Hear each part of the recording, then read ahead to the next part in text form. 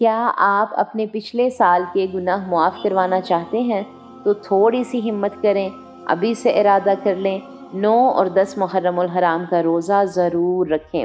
اللہ سبحانہ و تعالیٰ ان کے بدلے آپ کے پچھلے سال کے گناہ معاف فرما دیں گے انشاءاللہ تعالیٰ۔ یوم عاشوراء کا روزہ 1 سال کے گناہوں کا کفارہ ہے۔ 1 سال کے گناہ معاف، سوچیں۔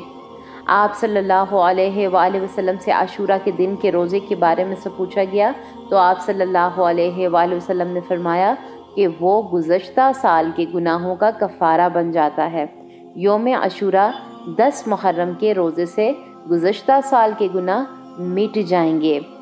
سیدنا ابن عباس رضی اللہ تعالی عنہما سے روایت ہے کہ رسول اللہ صلی اللہ علیہ وآلہ وسلم نے فرمایا کہ اگر میں آنے والے سال تک زندہ رہا تو میں 9ویں تاریخ کا بھی روزہ ضرور رکھوں گا۔ تو یاد رکھیں، پیاس اور بھوک تو ختم ہو جائے گی لیکن اجر باقی رہے گا انشاءاللہ تعالی۔ اللہ سبحانہ و تعالی ہمیں باعمل مسلمان بنائے اور ہمیں بہترین طریقے سے قرآن و سنت پر عمل کی توفیق عطا فرمائے، آمین اللہم آمین۔ وہ تمام ہمارے پیارے سسٹرز جنہوں نے ابھی تک ہمارے چینل کو سبسکرائب نہیں کیا ہے وہ ہمارے چینل کو سبسکرائب ضرور کر دیں۔ کمنٹ باکس میں جا کر ہمیں اپنی رائے کا اظہار ضرور کیا کریں۔